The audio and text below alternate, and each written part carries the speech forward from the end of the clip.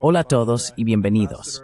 Hoy tengo el gran placer de estar acompañado por el embajador Jack Matlock, un diplomático estadounidense y ex embajador de Estados Unidos en la Unión Soviética, quien también participó en la negociación para poner fin a la Guerra Fría. Así que sí, el embajador Matlock, después de graduarse de la escuela secundaria durante la Segunda Guerra Mundial, sirvió varias décadas como diplomático a lo largo de la Guerra Fría y tiene algunas ideas excelentes, sobre todo desde la crisis de los misiles en Cuba hasta, por supuesto, su participación directa en la negociación del fin de la Guerra Fría. Y, por supuesto, también observando cómo se perdió parte de esta paz posterior a la Guerra Fría.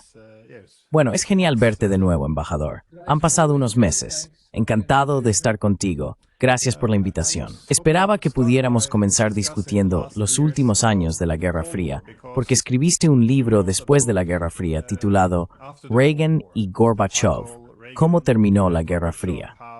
Supongo que para los oyentes que no están al tanto, ¿cómo llegó a su fin la Guerra Fría y qué lo hizo posible?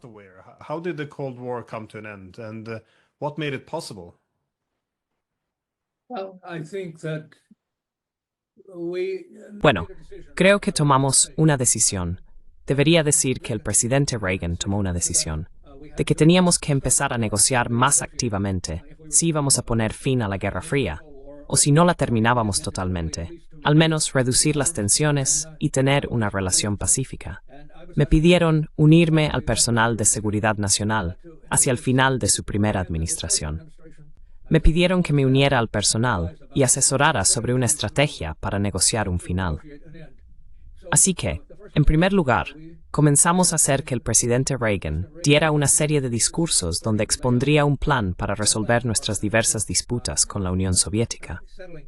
A medida que desarrollábamos eso, también desarrollábamos instrucciones sobre lo que no íbamos a hacer.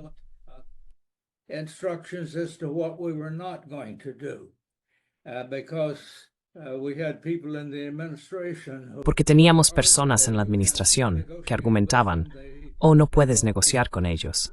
No hacen acuerdos que cumplan. Todo lo que puedes hacer es ejercer presión sobre ellos». Y estas opiniones eran muy prominentes en su administración.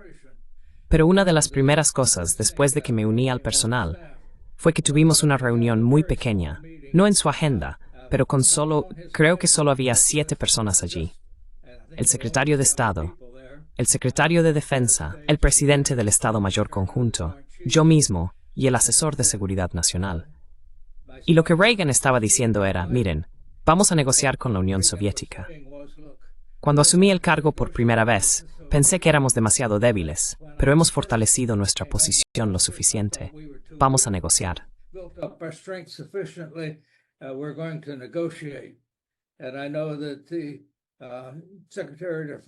Y sé que el secretario de Defensa, Caspar Weinberger, dijo, bueno, ya sabes, ellos no cumplen sus acuerdos o algo así.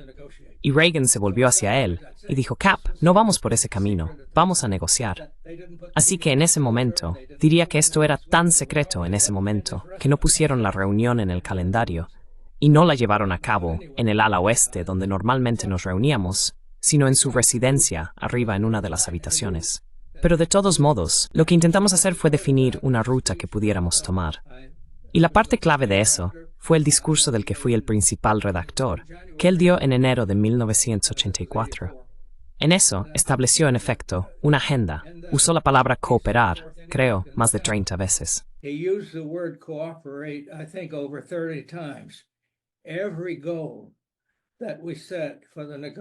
Cada objetivo que establecimos para la negociación lo planteamos como cooperación. Cooperación para reducir las armas en la mayor medida posible, particularmente las armas nucleares. Cooperación para acabar con el terrorismo. Competencia en terceras áreas, es decir, guerras por poderes. Y el tercero era cooperar para mejorar el respeto por los derechos humanos.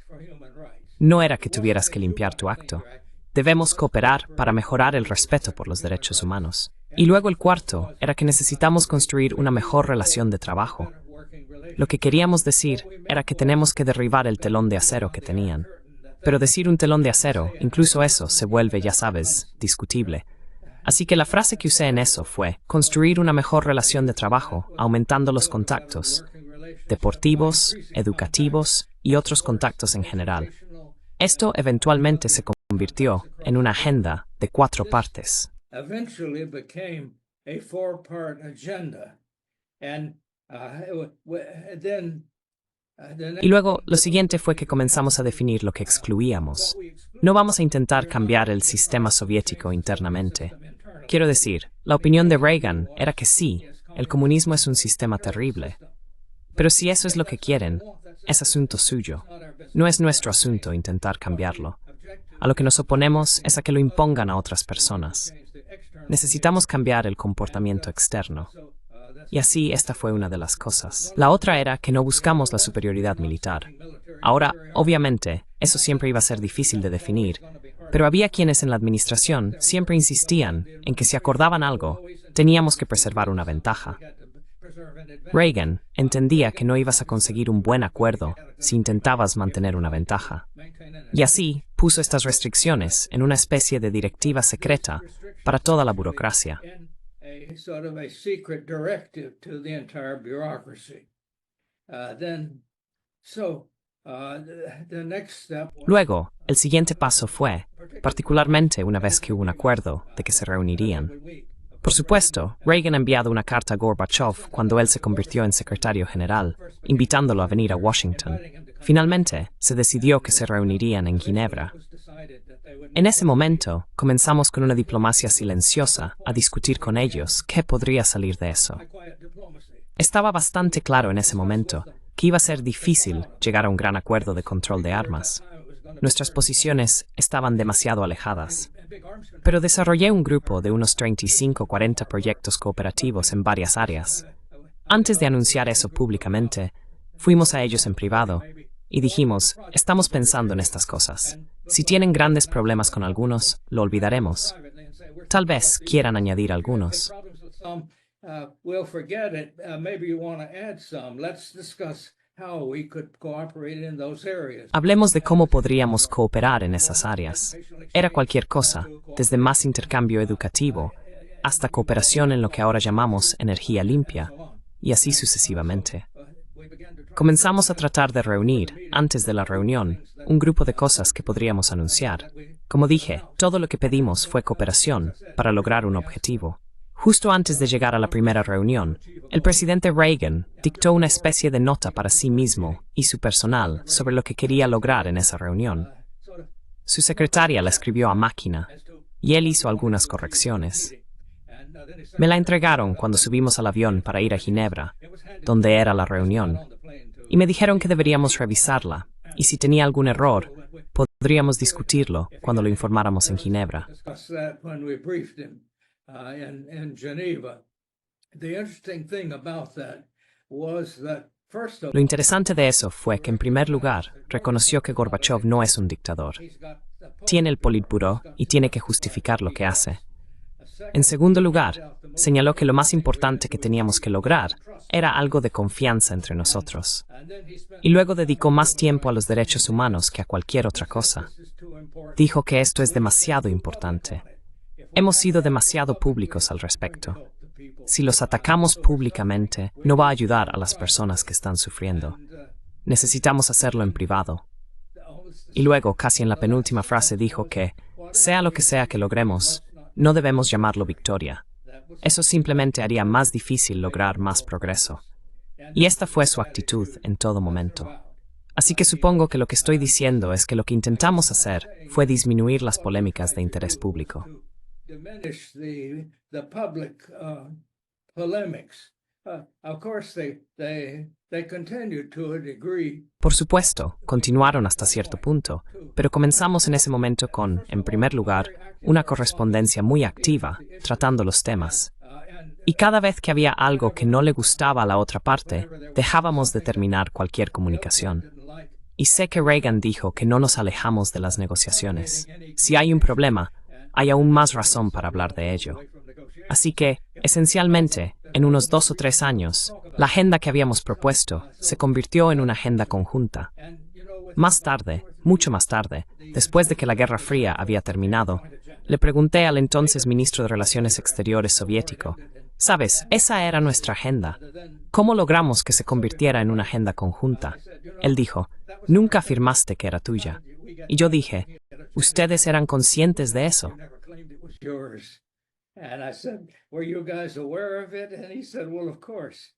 But the fact... Y él dijo, bueno, por supuesto, pero el hecho de que pudiéramos venderlo como una agenda conjunta fue porque no lo proclamabas como tuyo. Así que creo que hubo varias lecciones allí. Y diría que, ya sabes, después del final de la Guerra Fría, y particularmente después de la desintegración de la Unión Soviética, que no fue causada por nuestras políticas. Eso es otra cosa. Demasiadas personas sienten que la Guerra Fría terminó cuando la Unión Soviética se desintegró. No, había terminado al menos 2 años antes de que la Unión Soviética se desintegrara. La Unión Soviética se desintegró debido a presiones internas. Y de hecho, si la Guerra Fría hubiera continuado, probablemente la Unión Soviética todavía estaría con nosotros, porque eran estas presiones externas las que realmente la mantenían unida. Pero comenzamos después del final de la Guerra Fría. Diría que casi parecía haber una campaña para tratar de revivir la Guerra Fría, y con Rusia, y luego ese thing China. With Russia and then eventually with China. And this, because we in effect stopped any of the... Porque de hecho, detuvimos cualquiera de las negociaciones. Durante la primera administración de Bush, el gran tema era la unificación alemana, la unificación de los 2 estados alemanes. Mientras negociábamos eso, Gorbachev era el líder soviético, y ellos insistían en que en primer lugar hubiera negociaciones entre los 2 estados alemanes. Alemania Occidental había dicho, miren, simplemente dejen que esos Länder se unan bajo nuestra constitución actual. En otras palabras, simplemente serían absorbidos por Alemania Occidental, sin negociaciones, que les dieran un estatus especial. Pero en ese momento, nuestro secretario de Estado, siguiendo una idea desarrollada por el ministro de Asuntos Exteriores alemán, Genscher, sugirió que deberíamos comprometer que no habría expansión de la OTAN hacia el este.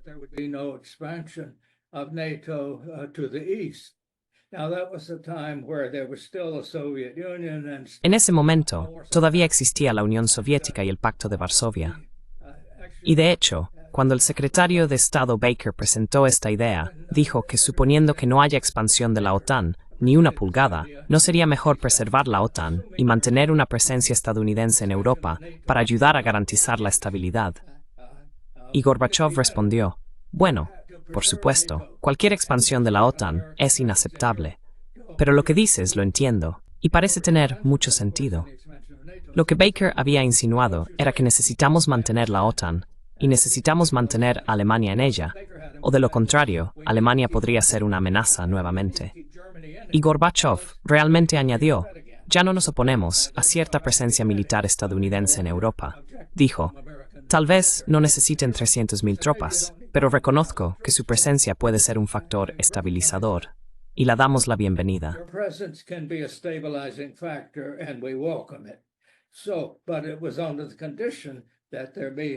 Entonces, fue bajo la condición de que no hubiera expansión de la OTAN.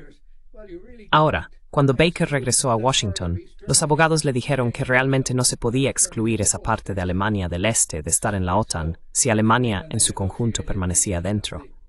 Así que, en realidad, cuando negociaron el final del tratado que unificó a Alemania, lo llamamos el Tratado 2+4. Cuando se concluyó, en realidad hizo una excepción para el territorio de la antigua Alemania del Este, la República Democrática Alemana, en que no podría haber tropas extranjeras estacionadas allí, ni armas nucleares en ese territorio. Así que en realidad hizo una distinción legal sobre lo que se podría hacer en Alemania del Este, una vez que Alemania se convirtiera en parte de la OTAN. Solo añadiré una cosa más sobre la expansión de la OTAN. I'll just add one thing more about NATO expansion. The problem was, as far as... El problema era, en lo que respecta a los rusos, y esto se dejó claro a mediados de los 90, cuando el presidente Clinton estaba negociando con Yeltsin, que no se oponían tanto a la expansión de la alianza y a dar las garantías del artículo 5. A lo que se oponían firmemente era a cualquier base extranjera, especialmente bases americanas, en el nuevo territorio. Finalmente, creo que alrededor de 1999 hubo un acuerdo entre la OTAN y Rusia, aunque no prohibía totalmente las bases extranjeras. Diría que aquellos que afirman que esta guerra en Ucrania no tiene nada que ver con la expansión de la OTAN están equivocados. This Ukraine war, it has nothing to do with NATO expansion. They get it absolutely backwards. It has everything to do. Lo entienden completamente al revés. Tiene todo que ver con la expansión de la OTAN y, muy importante, el establecimiento de bases estadounidenses en los nuevos territorios. El gran problema surgió, por supuesto, primero en la segunda administración de Bush y luego en la administración de Obama, cuando el gobierno ruso se opuso al estacionamiento de misiles antibalísticos en Polonia y Rumania. Ahora, uno podría decir, ¿por qué deberían preocuparse por eso? Estos misiles en particular podrían usarse tanto ofensiva como defensivamente, dependiendo del software. Offensively or defensively, depending upon the software. So there were something that would have been. Entonces, había cosas que habrían estado prohibidas en, digamos, el territorio de Alemania del Este bajo ese tratado. Y luego el presidente Putin propuso, está bien, si estos son misiles defensivos, ¿por qué no tenemos un programa conjunto? Y Obama dijo, lo pensaremos. Y luego dijo que no puede haber un programa conjunto. Yo volvería a lo anterior. Si Gorbachev hubiera hecho una propuesta seria a Reagan de que tengamos un programa conjunto en armas defensivas, Reagan habría aceptado de inmediato. Y así diría, debe haber un cambio completo. Todo esto, creo, arroja luz sobre cuál es el problema hoy. Y la cuestión es que The thing is that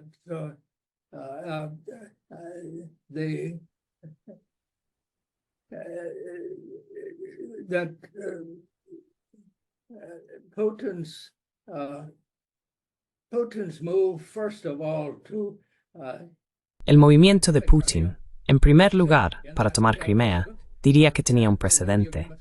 Uno de los acuerdos que habíamos hecho durante la Guerra Fría para ayudar a derribarla fue lo que llamamos el Acta Final de Helsinki, que establecía que no podía haber cambio de fronteras sin el consentimiento mutuo de ambas partes. Bueno, en realidad, alrededor del 99, hicimos la guerra contra Serbia debido al trato a los kosovares en Kosovo. Y luego, sin la aprobación de Serbia, esa frontera fue cambiada. Eso le dio al presidente Putin un precedente prácticamente perfecto para su toma de Crimea, porque llevó a cabo un referéndum pacíficamente en Crimea. Y la razón por la que hizo eso fue porque una vez que el gobierno ucraniano había dicho que querían ser parte de la OTAN, y la OTAN en 2008 había dictaminado que Ucrania eventualmente sería parte. would eventually be a party. This was at a time when 2/3 of the people in Ukraine. Esto fue en un momento en que 2/3 de la población en Ucrania no querían estar en la OTAN. Sin embargo, lo que llaman la toma de Crimea se hizo sin violencia, mientras que el bombardeo de Serbia mató a más de 1000 personas, y también fue ilegal porque el Consejo de Seguridad de la ONU no lo había autorizado. Estados Unidos y la OTAN habían sentado un precedente para hacer esto. En el caso de Putin, él llevó a cabo un referéndum, y más del 90% votó para convertirse en parte de Rusia. Bueno, eso puede haber sido exagerado, pero ciertamente más del 60 o 70%, casi con seguridad, habría estado a favor de unirse a Rusia, porque eran de habla rusa, y los ucranianos estaban prácticamente deslegitimando el uso del idioma ruso. Esto era un asunto interno. This was an internal matter. I'm just saying. Así que solo estoy diciendo que cuando uno menciona a Rusia, la expansión de la OTAN no es el problema. Es el problema, y es el problema crucial, la expansión más las bases. Y es por eso que en la actualidad los rusos no están ansiosos de que ningún miembro de la OTAN, en efecto, garantice la paz en Ucrania. Pasaron por un alto el fuego. Después de la revolución de 2014, que en realidad fue un golpe de Estado en Ucrania, pasaron por un alto el fuego, que fue violado más a menudo por los ucranianos que por los partidarios rusos. La OSCE, la Organización para la Seguridad y la Cooperación en Europa, tenía observadores allí. Y es por eso que al mismo tiempo, aunque hubo 2 acuerdos en Minsk, que Ucrania otorgaría autonomía a estas regiones, los ucranianos se negaron a hacerlo explícitamente. Y como dije, violaron el alto el fuego más que el otro lado. Far more than on the other side. So the idea today that somehow Entonces, la idea de hoy, de que de alguna manera Rusia aceptaría a los occidentales allí, cuando durante el último alto el fuego, Alemania, Francia y Estados Unidos estaban realmente armando a los ucranianos que rompían el alto el fuego, es cuestionable. Creo que tenemos que tener en cuenta todas estas cosas. Lo siento, me extendí más allá de tu pregunta, pero lo que quería decir es que al final de la Guerra Fría, en lugar de seguir el tipo de diplomacia que usamos durante la Guerra Fría, manteniéndonos constantemente en cooperación, hablando entre nosotros y entendiendo lo que el otro decía, y si no estábamos de acuerdo, entonces tratando de encontrar al menos un denominador común, creo que eso se revirtió, y se vio lo que fue casi la demonización de Vladimir Putin. Vladimir Putin. Now, I'm one who am absolutely appalled by what has Ahora, soy alguien que está absolutamente horrorizado por lo que ha sucedido. Resulta que conozco tanto el idioma ruso como el ucraniano. Los conozco bien. Y sé que Ucrania está sufriendo horriblemente por esto. Pero también sé que Ucrania tiene pro-nazis allí. Y tienen pro-neonazis que estaban haciendo gran parte de la lucha durante el último alto el fuego. De hecho, eso hace que sea muy difícil terminar con esto. Pero también está muy claro que para que la guerra termine, Ucrania va a tener que permitir que Rusia al menos conserve esas tierras que ha ocupado.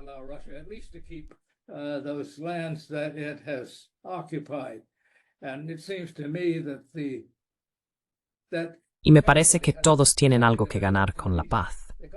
Porque la idea de que Ucrania pueda, con la ayuda de la OTAN, recuperar territorios que ya han sido ocupados, creo que es solo una ilusión. Creo que ni Estados Unidos ni otros realmente van a arriesgarse a una guerra nuclear por esto. Y tenemos que entender que, como en muchas otras áreas, esta es un área de mucho mayor interés para Rusia en términos de su seguridad que para cualquiera de los demás. Así que espero las negociaciones actuales traigan paz. Pero no hay manera de lograr la paz simplemente tratando de restaurar las fronteras.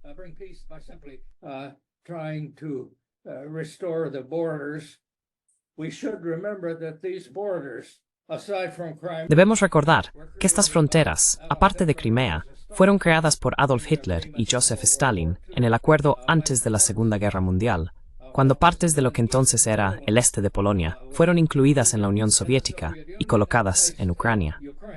Así que tienes una Ucrania que desde que fue independiente estaba profundamente dividida internamente. Y diría que emocionalmente, esta guerra es como una guerra civil. Realmente, cuando se consideran todos los factores. Y como cualquier guerra civil, la interferencia externa la empeora en lugar de resolverla. Así que espero que ahora la solución sea difícil de encontrar, pero espero que sigamos avanzando en esa dirección. Continue to move in that direction.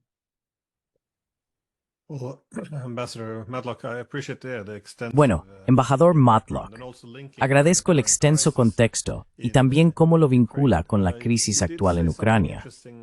Usted mencionó algo interesante sobre Reagan, que también se relaciona muy bien con la crisis actual que tenemos, que es que cuando él quería abrir negociaciones con los soviéticos, hubo mucha resistencia, con el argumento de que no se puede confiar en los rusos, que no cumplirán sus promesas. Lo único que podemos hacer es ejercer más y más presión sobre ellos. Esto suena terriblemente familiar.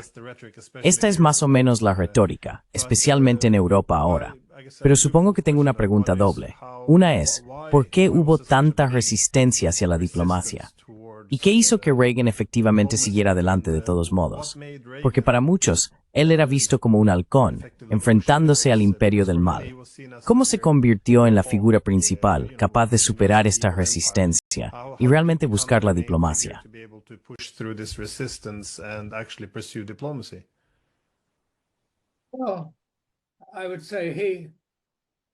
Bueno, yo diría que él realmente quería ser recordado como un presidente pacífico, quería la paz, odiaba las armas nucleares. Él y Gorbachev esperaban que pudieran realmente llevar a una abolición, lo cual no sucedió. Por supuesto, no llegaron tan lejos. Creo que también su esposa lo presionó mucho por la paz. Recuerdo cuando Gromyko vino por primera vez a la Casa Blanca. Y por cierto, diría que Reagan siempre los recibía no solo muy cortésmente, sino también con gran atención. Trataba al ministro de Asuntos Exteriores soviético prácticamente como a un jefe de Estado, con cenas formales en el comedor Lincoln. Pero cuando Gromyko vino por primera vez, cuando fue presentado a Nancy Reagan, dijo: «Espero que susurres en el oído de tu esposo cada noche, paz, paz».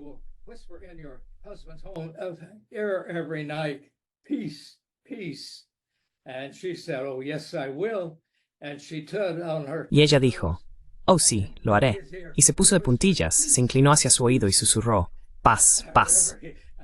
Recuerdo que fue una de las pocas veces que vi sonreír a Gromyko. Antes era conocido como el señor Niet, pero sí, creo que básicamente fue eso. Y la segunda cosa, realmente odiaba las armas nucleares, y era alguien que realmente quería abolirlas. Anulaba su burocracia. Así que en efecto, aunque mantenía a estos, ahora los llamamos neocons, y no le gustaba despedir a la gente, los mantenía en la administración, pero los anulaba cada vez que tenían desacuerdos. Desde entonces, ellos, en efecto, han tomado el control de la política exterior de ambos partidos políticos. Y uno puede preguntarse, bueno, ¿qué hay detrás de eso?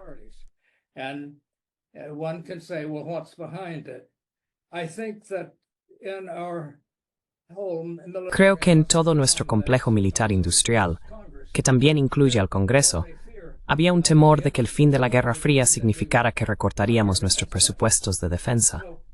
Así que de alguna manera, tienes que encontrar competidores pares en el mundo para justificar este gran gasto en defensa.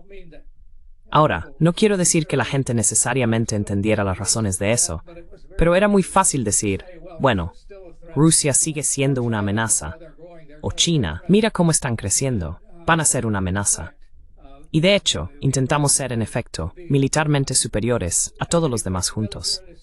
Y hablamos de dominancia de espectro completo y demás. Bueno, está muy claro que otros países no van a reaccionar muy bien a eso.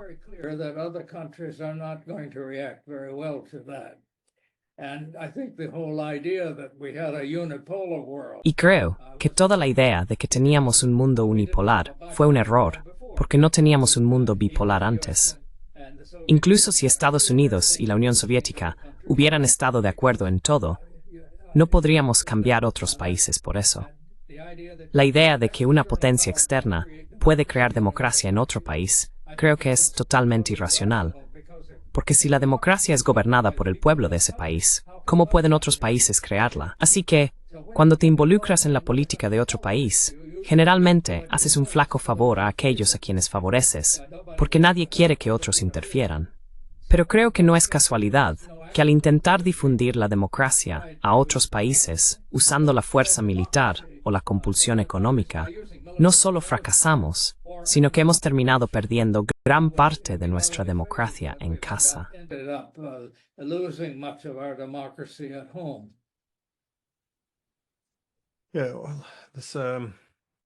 Sí, bueno, la preocupación por el presupuesto militar siempre está vinculada también a los sistemas de alianzas, porque por eso muchos académicos son críticos de los sistemas de alianzas durante tiempos de paz, ya que necesitan perpetuar, supongo, un conflicto.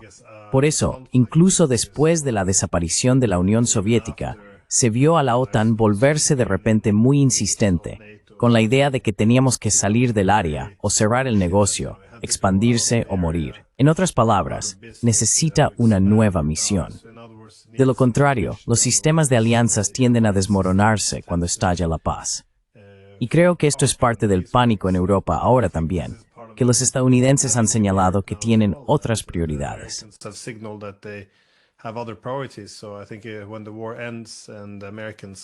Creo que cuando la guerra termine y los estadounidenses cambien sus prioridades y reduzcan su presencia en Europa, es probable que esto disminuya la relevancia geopolítica de Europa.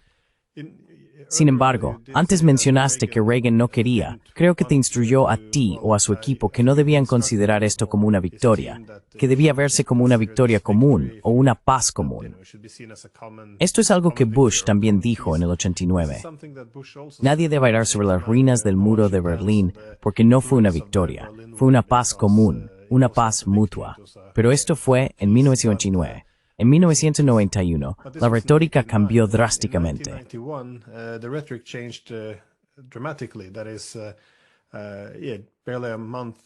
Es decir, apenas un mes después del colapso de la Unión Soviética, durante el discurso del Estado de la Unión de enero de 1992, Bush pronunció este discurso donde argumentó que por la gracia de Dios, América ganó la Guerra Fría y dejó muy claro que no terminó, la ganamos. Y así, ahora somos los líderes del mundo. ¿Cómo ves este cambio rápido en la narrativa? Porque esto es bastante dramático. Esto es nuevamente de una paz común a ganamos, ahora gobernamos el mundo. ¿Cómo sucedió esto en el transcurso de unas pocas semanas? Quiero decir, estando y observándolo, ¿cómo lo he visto?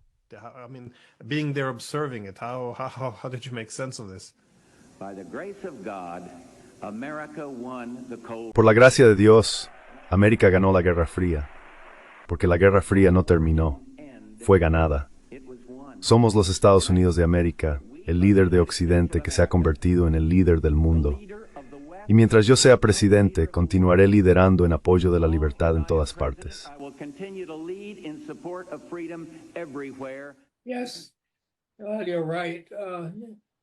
Sí, tienes razón. El presidente Bush dijo eso. Sabes, estaba comenzando su campaña para la reelección, y no iba a ser algo seguro. Tenía mucha oposición dentro de su propio partido. Y entonces, creo que estaba tratando de, en efecto, defender su historial, diciendo, «Oh, ganamos la Guerra Fría. En efecto, por eso deberían reelegirme». Sé que Gorbachev estaba muy descontento con eso. Me dijo que no entendía. Se había llevado bien con Bush y habían hecho mucho juntos, pero eso realmente dolió porque... Y creo que la idea de que ganamos y que Rusia fue derrotada alimentó muchos de los malentendidos que surgieron.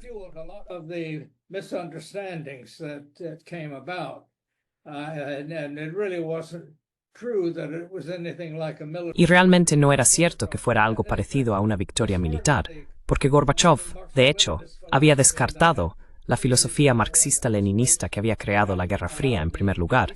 Había permitido que los estados de Europa del Este se liberaran a sí mismos y había acordado la unificación de Alemania, entendiendo que no habría una expansión de la OTAN. Y todo esto fue muy difícil políticamente para él en casa. Y por supuesto, eventualmente fue expulsado por Yeltsin. Y entonces, ¿sabes? Creo que eso es solo, puedo entender por qué, tratando de hacer un caso para ganar la reelección, él estaría tentado a usar ese argumento, pero fue un argumento que Reagan nunca hizo. De hecho, señaló en su diario, en su última reunión con Gorbachev, cuando aún era presidente, que nos despedimos como socios en la creación de un mundo mejor, y nada sobre la victoria.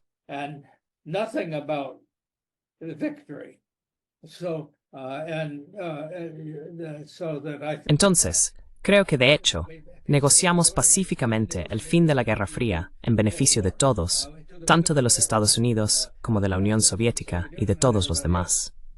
Y luego, por supuesto, Rusia y todos los estados exsoviéticos, o al menos la mayoría de ellos, pasaron por un periodo muy traumático en los años 90, mientras intentaban deshacerse del antiguo sistema comunista y crear economías de mercado. Y para Rusia en particular, este fue un tiempo muy problemático. Fue casi como la anarquía. Así que sé que los rusos comenzaron a hablar de privatización en lugar de privatización. Privatización es privatización. Privatización es agarrificación. Vieron a unas pocas personas apoderarse de la mayoría de los activos. Y esto no parecía democracia, pero se les decía que, bueno, estaban construyendo democracia.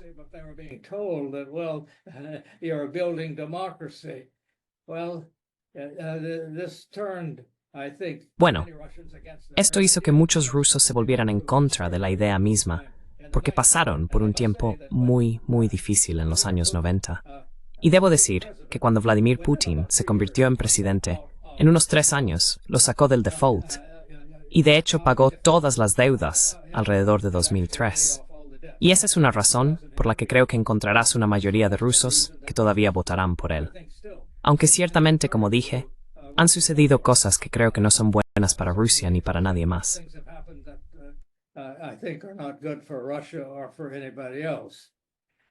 But the point is, when you look at this whole history, Pero el punto es que, cuando miras toda esta historia, puedes ver que fue un verdadero fracaso de la diplomacia en los años 90, o diría, en la primera década de este siglo, no haber negociado un sistema de seguridad completo en Europa que protegiera a Rusia y protegiera todas las fronteras, y no involucrara la expansión de una OTAN dominada por Estados Unidos.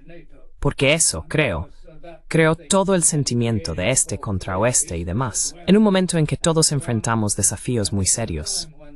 En primer lugar, todo el deterioro del medio ambiente y los diversos problemas que eso está trayendo. and the environment and the various problems that that's bringing. Second, the fact that En segundo lugar, el hecho de que estas guerras, además de la degradación ambiental, estén causando un movimiento de personas e inmigración casi sin precedentes, está ejerciendo presión sobre todo tipo de gobiernos. Y por supuesto, ahora enfrentamos todos los problemas si nuevas tecnologías como la IA generan armamento más destructivo, etc. Así que si seguimos peleando entre nosotros, no creo que la humanidad vaya a sobrevivir. Así que me parece que es hora de que nuestros líderes comiencen a centrarse en las cosas más importantes.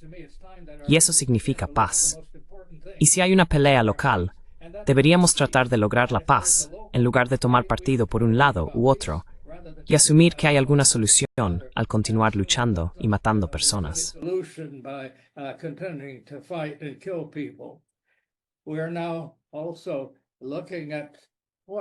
Ahora también estamos viendo lo que es, a todos los efectos, un genocidio ocurriendo en Gaza y demás. Y sin embargo, las personas que intentan protestar por eso, a menudo son acosadas y demás. Y creo que es tan malo negar que está ocurriendo un genocidio ahora, como lo es negar el Holocausto. Por supuesto, el Holocausto fue algo terrible, y deberíamos haber aprendido la lección. En ese momento yo estaba vivo, era un estudiante de secundaria. Pero ya sabes, básicamente la guerra estaba en curso. No sabíamos lo que estaba pasando. Lo que pasa con Gaza es que sí sabemos lo que está pasando. Y sin embargo, todavía encuentras personas que lo defienden. No entiendo eso.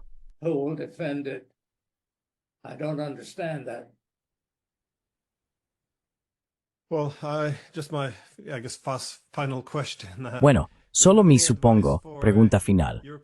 ¿Tienes algún consejo para los líderes europeos? Porque en Europa ahora, al menos en América con Trump, tienes a alguien que aboga por la paz. En Europa están muy endurecidos. Creo que todos se quedaron atrapados en estas narrativas donde imaginan que Putin es el nuevo Hitler o que Rusia quiere restaurar la Unión Soviética.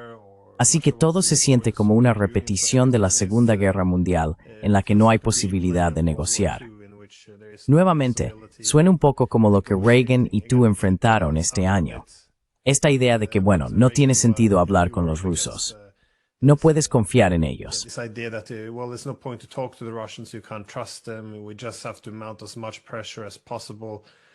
Solo tenemos que ejercer tanta presión como sea posible. Y este es el alcance de la discusión. Incluso sugerir que Rusia tiene quejas legítimas suele ser tratado como una muestra de traición. No, yo diría traición. Ahora hay tolerancia cero para la disidencia. Entonces, ¿cuál sería su consejo para los líderes europeos? Porque nadie ve la victoria en el campo de batalla. Sin embargo, parece que ese es el único juego que tienen que jugar. Entonces, ¿tiene algún consejo sobre cómo salir de este lío como alguien que ha pasado por estas negociaciones en el pasado? Bueno, no creo que todo se ha militarizado demasiado y...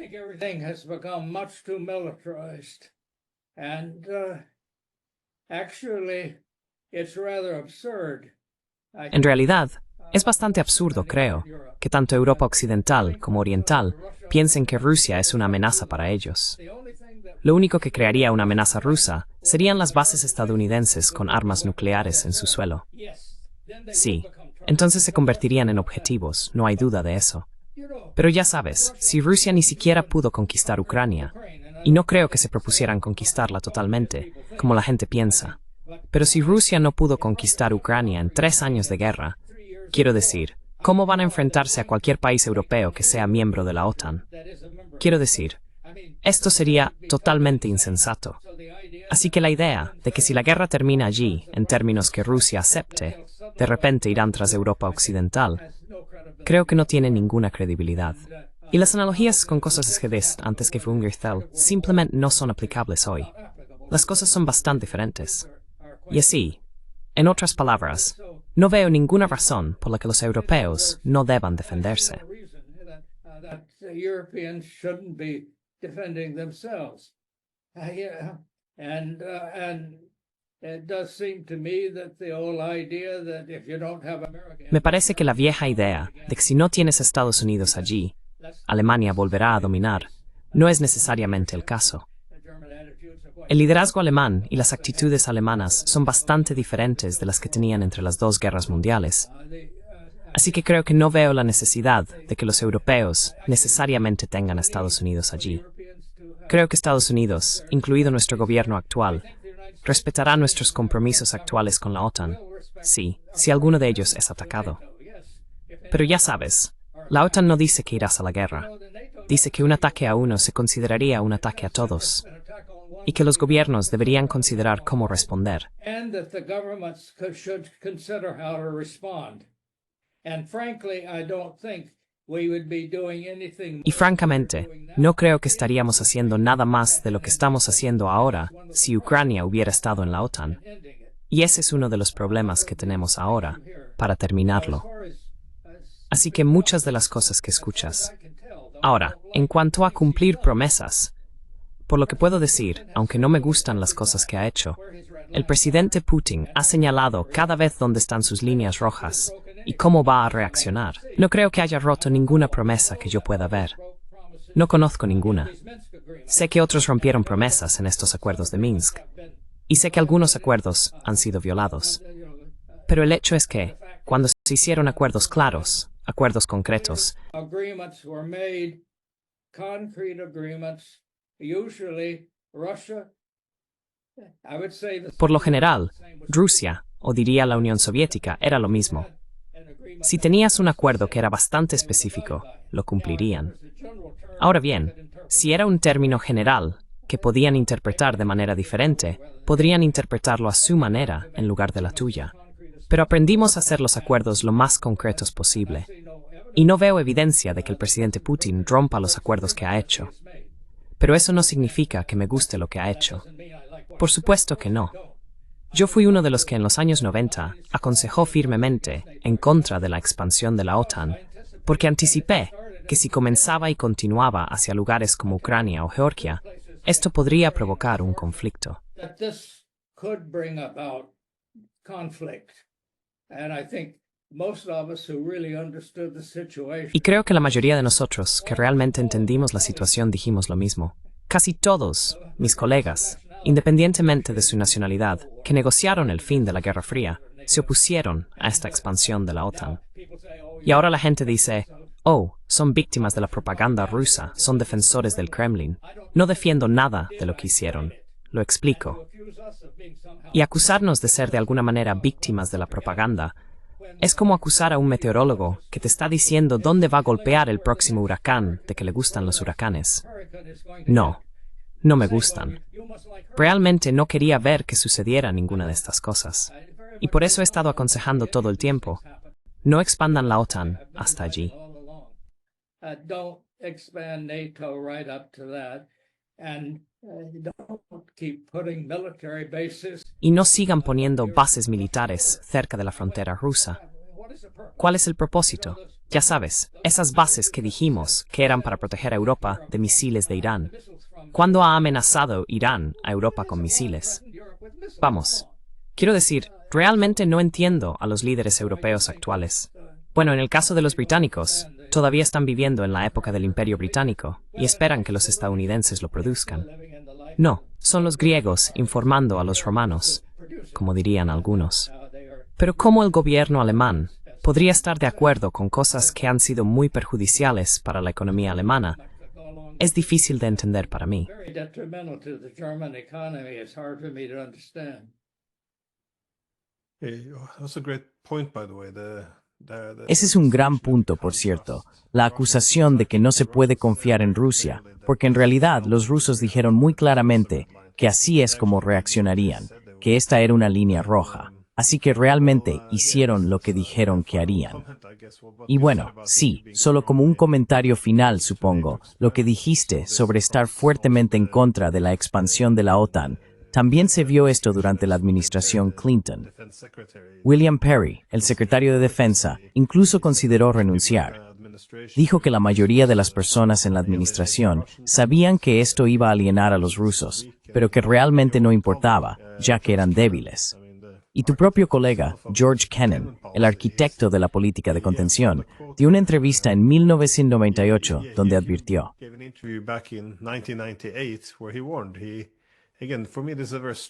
de nuevo, para mí, esta es una advertencia muy fuerte y precisa.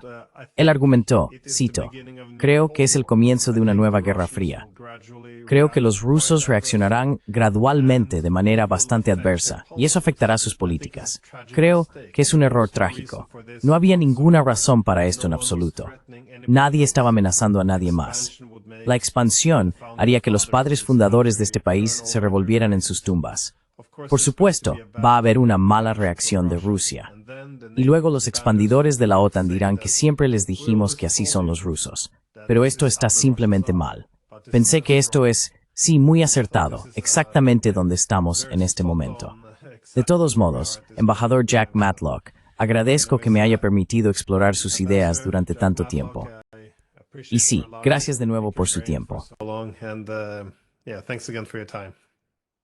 Encantado de estar con ustedes. Gracias por la oportunidad. Okay.